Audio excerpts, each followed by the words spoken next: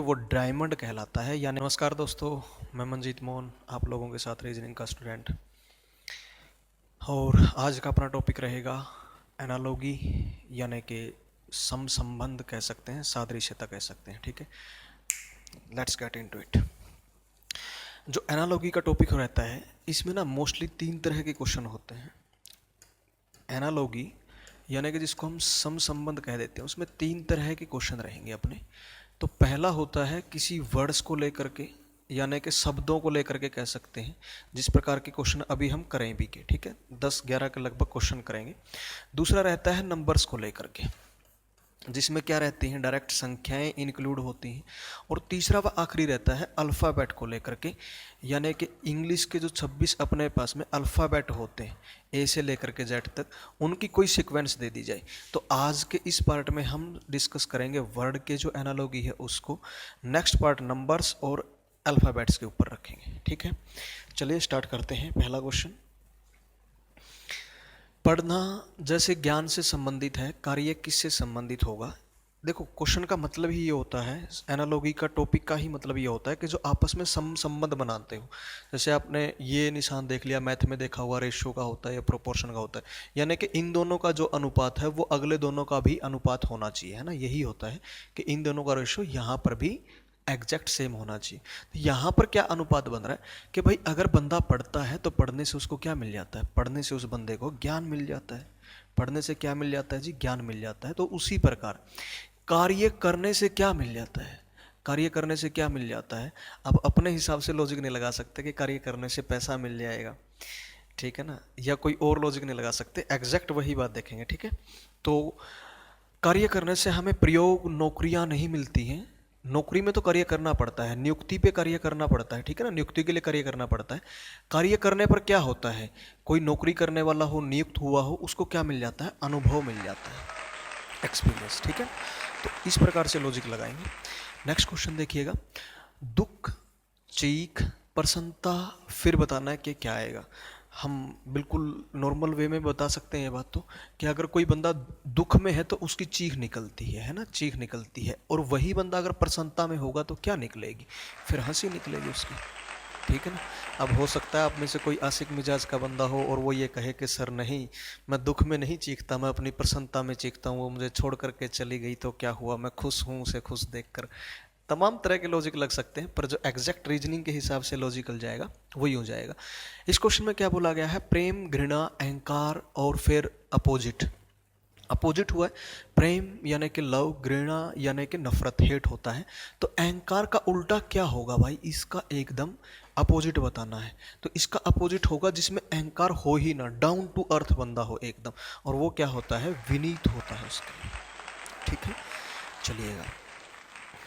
लेखक के हाथ में कलम होती है, तो उसी प्रकार हमने A B C D 4 option में से बताना है क्या बनेगा। तो यहाँ पर देखिएगा, लेखक के हाथ में कलम रहती है, और कलम क्या है, एक फिजिकल ऑब्जेक्ट है। ठीक है, तो जैसे शिक्षक के हाथ में कक्षा होती है, कक्षा का भविष्य तो होता है, पर वो फिजिकल ऑब्जेक्ट नहीं है, ये ऑप्शन निकाल दिया यहाँ से मैंने। अगली बात देखो, लेखक के हाथ में कलम होती है, सुई के हाथ में दर्जी नहीं होता है, एग्जैक्ट रिलेशन जाना चाहिए ना। ठीक है, तो ये नहीं बनेगा, सुई के हाथ में दर्जी नहीं होती है। अब यहाँ देखिए, कलाकार के हाथ में ब्रश नहीं होता है, ब्रश क्यों नहीं होता है, क्योंकि कलाकार वही नहीं है जिसके हाथ में ब्रश हो। कलाकार हम उन चीज़ों उनको भी आर्टिस्ट बोला जाता है जो हीरो होते हैं, हीरोइन होती हैं, या राइटर होते हैं। ठीक है ना, समझ पा रहे हो। तो ब्रूस किसके पार्टिकुलर इसका नाम लिख करके नहीं दिया है, कलाकार नहीं होता, वो आर्टिस्ट से भी उसकी कैटेगरी होती है, आर्टिस्ट में भी कैसा आर्टिस्ट, वो नाम नहीं दिया है। एक ही ऑप्शन बच जाता है। अब उसको एक्सप्लेन कर देते हैं कि पेंटर के हाथ में जरूर कैनवास होता है, जिस प्रकार लेखक के हाथ में कलम रहती है उसके कार्य को दर्शाने के लिए, तो पेंटर के हाथ में कैनवास रहता है। ठीक है, चलिएगा नेक्स्ट क्वेश्चन पे चलते हैं। यहाँ हमसे पूछा गया है कि क्वेश्चन मार्क स्टार्टिंग में ही और घुटने से कैसे रिलेटेड होगा, ठीक वैसे ही जैसे कलाई कोहनी से है। बहुत अच्छा क्वेश्चन है भाई ये। देखिएगा, पहले इसको डिस्कस कर लेते हैं कि कलाई और कोहनी में क्या रिलेशन बनता है। कलाई क्या होती है, ये होती है यानी कि जहाँ से मूवमेंट होती है हाथ की, राइट। और कोहनी क्या है, देखो ये कलाई किसका हिस्सा है, ये कलाई किसका हिस्सा है, पूरा बाजू का हिस्सा है ना। पूरा अपना बॉडी पार्ट का नाम क्या हुआ, यानी कि आर्म, पूरी बाजू का हिस्सा है कलाई। और कलाई मूवमेंट करती है, और उस पूरे हिस्से का फिर जॉइंट कहाँ जा करके बनता है, अपनी कोहनी पे जा करके बनता है। तो देखो जैसे घुटना होता है, घुटना वही जगह है जैसे कोहनी थी, तो कोहनी क्या बनता है, जॉइंट बनता है। घुटना भी क्या है, जॉइंट बनता है। पर किसके लिए, जिस प्रकार ये बाहा के लिए बना था या बाजू के लिए बना था, किसके लिए बना था, बाजू के लिए, तो उसी प्रकार ये किसके लिए बनता है, ये बनता है टांग के लिए, है ना। ये किसके लिए बनता है भाई, टांग के लिए। तो ये तो जॉइंट हो गया, ये बाजू का जॉइंट था, ये बाजू की मूवमेंट थी। तो टांग की मूवमेंट क्या होती है, हाथ नहीं होता है, पैर नहीं होती है, टखना होता है। क्या होता है भाई, टखना होता है, अंगुलियां नहीं होती है। अब थोड़ा सा इस बात को यूं समझ लीजिए आप, अगर इसी क्वेश्चन में यहाँ जो है कलाई दे करके फिर हमें दिया जाता हाथ, ठीक है, यहाँ कलाई दे करके दिया जाता हाथ, यानी कि फिर हम कह सकते थे कि यहाँ क्या आ सकता है, फिर जो है पैर आ सकता है, फिर क्या आ सकता है, पैर आ सकता है। क्लियर है। अगर यहाँ बाजू दिया जाता कि भाई ये शरीर का अंग है और ये इसका पार्ट है बाजू का, ठीक है, तो क्या बन जाता, फिर इन दैट केस क्या बन जाता, घुटने के लिए टांग बन जाता, ठीक है। यानी कि अगर हाथ दिया जाता तो पैर बनता, अगर वहां पर बाजू दिया जाता तो टांग बनता। थोड़ा सा समझने की बात होती है, ठीक है। चलिएगा नेक्स्ट क्वेश्चन देखते हैं। ताला, चाबी, अपराध और क्वेश्चन मार्क। तो ताले में क्या लगती है भाई, चाबी। और चाबी तो क्या हो सकती है, चाबी तो किसी बाइक की भी हो सकती है, किसी गाड़ी की भी हो सकती है, यानी कि लगने के बाद पता चलेगा कि ताला अब खुला कि नहीं खुला, ठीक है। तो अपराध के लिए कोई अपराधी है या निर्दोष है देखने के लिए उसमें किस प्रकार की चाबी लगाई जाएगी, उसमें जांच नाम की चाबी लगाई जाएगी, ठीक है। तो अपराध के लिए क्या बनेगा, जांच बनेगा। चलिएगा नेक्स्ट क्वेश्चन पे चलते हैं। यहाँ पर हमसे बोला गया है कि मेरा, मैं, जिस प्रकार से ये दोनों आपस में एक दूसरे से रिलेटेड हैं, तो बताइए कि नीचे वाले चार ऑप्शन में से कौन एक दूसरे से ठीक वैसे ही रिलेटेड होंगे।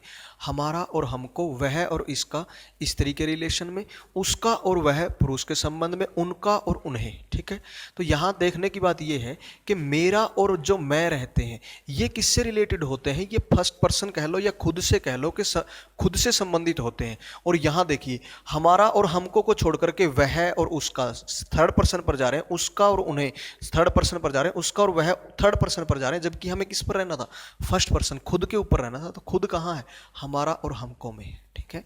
चलिएगा नेक्स्ट क्वेश्चन पे चलते हैं भाई। इस पर हमें बोला गया है कि भाग संपूर्ण, भाग का मतलब होता है डिवाइड, और वो कंप्लीट हो गया। तो उसी प्रकार से चाप, चाप को आप इंग्लिश में बोलते हैं भाई आर्क, ठीक है, आर्क बोलते हैं। तो जिस प्रकार से करा है कि अगर भाग संपूर्ण हो जाए तो इस चाप के संपूर्ण होने से क्या हो जाएगा, इस चाप के आर्क इस प्रकार होती है जैसे आप कोई वृत्त खींचते हैं, अगर आप कोई वृत्त खींचते हैं तो उसी का एक हिस्सा क्या होता है, ये जो है, ये एक छोटा सा हिस्सा मैंने यहाँ से यहाँ तक का ले लिया, ये क्या है, एक चाप है, एक आर्क है। पर यही चाप जब मैं पूरी कर देता हूँ तो क्या बन जाता है, वृत्त बन जाता है। इतनी सी सिंपल सी बात थी, यानी कि सर्कल बन जाता है, ठीक है। चलिएगा नेक्स्ट क्वेश्चन पे मूव करते हैं। जापान जिस प्रकार से रिलेटेड है डाइट से, उसी प्रकार इजराइल किससे रिलेटेड होगा। कंट्रीज के नाम आपको दिख रहे होंगे।